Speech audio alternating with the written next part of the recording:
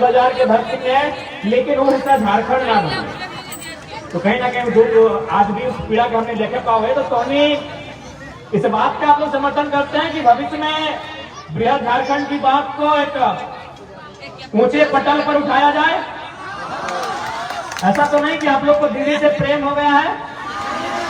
नहीं, चूंकि अभी आपकी सरकार दीदी है, ममता दीदी है, लेकिन आप याद रखिए आपका इतिहास झारखंड से रहा है। तो अगर आपको लगे कि एक बार वो आवाज उठनी चाहिए, तो नो डाउट एक बार फिर से वो आवाज उठेगी।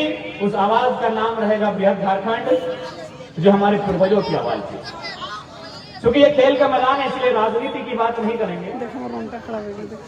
खेल, सबसे पहला बात, खेल का मतलब ये होता है मेन। आज खासकर हमारी बहन लोग खेल रहे थे, देखकर बड़ा अच्छा लगा। क्योंकि आज जो घटनाएं आप देखते हैं, चाहे वो घटना दिल्ली में हो, निर्भया के रूप में बंगाल में हो या झारखंड में हो, जब बेटियों के साथ इस प्रकार की घटनाएं देखते हैं तो बड़ा दुख होता है, बड़ा खेद होता है। तो इसीलिए हम बहन लोग को एक संदेश देना चाहेंगे कि यदि उन घटनाओं से आपको बच के रहना है, उन घटनाओं का यदि आपको सामना होता है और उनसे बच के रहना है, तो हम प्रयास करेंगे कि आप लोग प्रयास करिए कि आज जिस प्रकार बहन लोग फुटबॉल के मैदान में अगर अपना पराक्रम, अपना शौर्य दिखा रही हैं, ऐसा ही पराक्रम अपने जीवन में भी दिखाएं। देखिए आज जो घटनाएं, क्योंकि ये लड़की लोग का मैच था, बहन लोग का मैच था, इसलिए हम थोड़ा सा नारी सुरक्षा पे बात करेंगे। आज जो घटनाएं हैं, नो डाउट उसमें सरकार ही नहीं, हमारे संस्कार की भी दोष है। केवल अगर हम लोग सरकार को दोष देने जाएंगे, सरकार के माथे सारा ठिकरा फोड़ने जाएंगे तो उचित नहीं होगा। कुछ दोष हमारे संस्कार में भी है।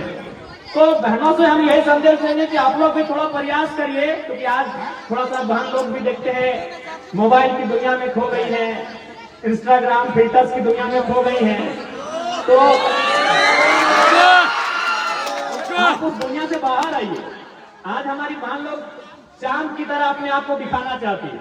देखिए चांद का सम्मान चकोर से होता है, तो ठीक उसी प्रकार यदि हमारी बहन लोग आप अपने आप को चांद की तरह दिखाना चाहेंगे, तो चोर लोग आपको नजर उठा के देखेंगे।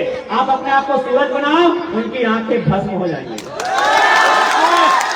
उनकी आंखें सोता ही भस्म हो जाएगी। तो ये संदेश मेरा बहन लोग के लिए होगा। अच्छा लगा कि आप फुटबॉल के मैदान में खेली, और हमने सबसे पूछा तो 8वीं क्लास में पढ़ रही है, 9वीं क्लास में पढ़ रही हैं, कॉलेज वाली हैं। तो अच्छा लगा कि यानी 8वीं क्लास यानी 14 साल 15 साल 16 साल की बहन लोग हैं। तो बड़ा अच्छा लगा कि आप उस दुनिया से बाहर आए हैं जिस दुनिया को हम लोग मोबाइल कहते हैं। क्योंकि आज हमारी दुनिया मोबाइल हो चुकी है। आज प्राइवेसी के नाम में, प्राइवेट के नाम में, प्राइवेट के नाम में हम इतने प्राइवेट हो गए हैं कि हमें मालूम ही नहीं कि हमारे गांव के बगल से होकर कौन सी नदी गुजरती है। हमने ये प्राइवेट के चक्कर में हमने अपने आप को इतना प्राइवेट कर लिया है कि अब हमें ये मालूम भी नहीं है कि हमारी फसलों का नाम क्या है, हमारे जो खेतों में सब्जियां उगाई जाती है उसका नाम हम भूल चुके हैं। तो मेरे ये कहने का मतलब है कि खेल की दुनिया में आइए, खेल के मैदान में आइए, खेल को खेलिए। इससे आप शारीरिक मजबूत होंगे, इससे आप मानसिक मजबूत होंगे, और जीवन की हर एक परिस्थितियों का आप सामना करेंगे। और एक बात तो स्पष्ट है कि देखिए, भले जो खेलता हो उसे गरीबी छू सकती है, क्योंकि हम लोग मिडिल क्लास फैमिली से हैं, हमरा सबाई मिडिल क्लास से चला बोटी कि अगर हम खेलने वाले हैं तो उनको गरीबी छू सकती है, लेकिन याद रखिएगा बीमारी कभी नहीं छू सकती। जो खेलते हैं ना उनको गरीबी छू सकते हो, गरीब हो सकते हैं, लेकिन वो बीमार नहीं हो सकते। आज मैं आपको अपनी कहानी बता रहा हूं, हम भी आपकी तरह खिलाड़ी हैं। इसीलिए आज पूरे बीते 2 सालों में झारखंड में लगभग हम 4000 सभा किए। 2 सालों में दिन होता है 700, लेकिन हमने सभा कितना किया है? 4000। देश के प्रधानमंत्री अपना जीवन में उतना सभा नहीं किए होंगे। हम 2 दिन पहले कोल्हान में थे, सरायकेला, पूर्वी सिंह, पश्चिमी सिंहभूम में। वहां हमने एक दिन में 27 मीटिंग किया था। 27 मीटिंग यानी 27 जगह भाषण दिए थे एक दिन में। तो ये तो नो डाउट है कि आपको बीमारी नहीं छुएगी। और उसके बाद आप एक बात हमेशा याद रखिएगा, पता नहीं आपके पुरुलिया में शहर टाइप का क्षेत्र है कि नहीं, क्योंकि हम लोग धनबाद जाते हैं, बोकारो है तो वो शहर है। तो वहां क्या होता है कि जो लोग रिटायर हो जाते हैं ना, वो सुबह सुबह मॉर्निंग में उठते हैं और दौड़ने के लिए जाते हैं। 60 साल की उम्र है, 65 साल की उम्र है, तो पता है वो 60 साल की उम्र में दौड़ने क्यों जाते हैं? बुढ़ापा में ग्राउंड में क्यों दौड़ते मालूम है? क्योंकि उन्होंने जवानी में दौड़ नहीं लगाया। अगर वो जवानी में दौड़ लगाते हैं तो नाती खिलाने की उम्र में वो बुढ़ा लोग खुद खेलने नहीं जाते। नाती खिलाने की उम्र है, देखिए सब रिटायर हो गया है, कोई ऑफिसर है, IAS ऑफिसर है, IPS ऑफिसर है, GM है, और उस वक्त क्या कर रहा है? डॉक्टर बोला है कि जिंदा रहना है तो दौड़ना होगा। हाँ। कि जवानी में नहीं दौड़ा है। तो ठीक उसी प्रकार अगर आप चाहते हैं कि बुढ़ापा में अपने बच्चों को खिलाएं, बच्चा नहीं, बच्चा भी आपका बड़ा हो जाएगा, नाती ना अपना क्या तो नाती बोले ना? हाँ, नाती ने बोले। आप चाहते हैं कि बुढ़ापा में नाती नातनी को खिलाया जाए तो जवानी में फुटबॉल जोर लगा के 2 घंटा तो जरूर अपने शेड्यूल में बना भैया। उसके बाद देखिए जो खेल होता है ये मेल करता है। आपने मैं एक ऐसे शख्स का नाम ले रहा हूं जिनका संबंध है आपके पश्चिम बंगाल से, हालांकि अभी वो क्षेत्र शायद कटक उड़ीसा हो चुका है। स्वामी विवेकानंद तुम्हारा सवाल है, भारत रत्न संत महापुरुष, वो हमेशा कहते थे कि भारत के युवाओं को फुटबॉल खेलना चाहिए। ये हमारा स्टेटमेंट नहीं है, ये स्टेटमेंट इस देश के एक महापुरुष जिन्हें संत कहते हैं और उनके नाम पर 12 जनवरी को भारत देश में युवा दिवस मनाया जाता है। तो क्या कहते थे कि भारत के युवाओं को फुटबॉल खेलना चाहिए। क्यों कहते थे? क्योंकि स्वामी विवेकानंद का जो समय था वो समय कौन सा था? 1861 से लेकर 1891-92 का समय था। यानी उस समय भारत अंग्रेजों के अधीन था और उस समय जाति प्रथा चरम पर थी। एक दूसरी जात के लोग दूसरी जात के लोगों के साथ किसी प्रकार का संबंध नहीं रखते थे। तो विवेकानंद जी ने कहा कि भारत के युवाओं को फुटबॉल खेलना चाहिए, क्योंकि जब वो फुटबॉल खेलेंगे एक दूसरे से जुड़ेंगे। जैसे मैं अभी आपको उदाहरण देते हैं, हालांकि अभी हम लोग को फैसिलिटी है तो हर एक खिलाड़ी एक को जर्सी अपना अलग पहनता है, लेकिन हम लोग जब फुटबॉल खेलते थे ना आपकी उम्र में तो 11 वही जर्सी होता था और 12वां खिलाड़ी को जब वो बाहर आता था तो उसका जर्सी पहनना पड़ता था। तो सोच के देखिए, अगर जब 12वां खिलाड़ी बाहर आता है और नया खिलाड़ी जब अंदर आता है वही जर्सी पहनता है, उस जर्सी से बदबू आ रहा है, उस जर्सी से पसीना आ रहा है, लेकिन फिर भी हम उसकी जर्सी को पहनते हैं। अभी अगर आपको कह दिया जाए कि आपकी सगी बहन है और उसने 2 दिन से कपड़ा नहीं पहना है, पहनिए, आप बोलेंगे ठीक हम नहीं पहनेंगे। लेकिन फुटबॉल में ये नहीं होता है, आप उस जर्सी को पहनते हो और फिर खेलने जाते हो। इसीलिए विवेकानंद जी ने कहा था युवाओं को फुटबॉल खेलना चाहिए। ये आपके बीच जो भेदभाव है उसको तोड़कर आपको एक जगह लाके जोड़ता। अभी आप यही जितनी बहन लोग बैठी हैं एक समाज की नहीं है।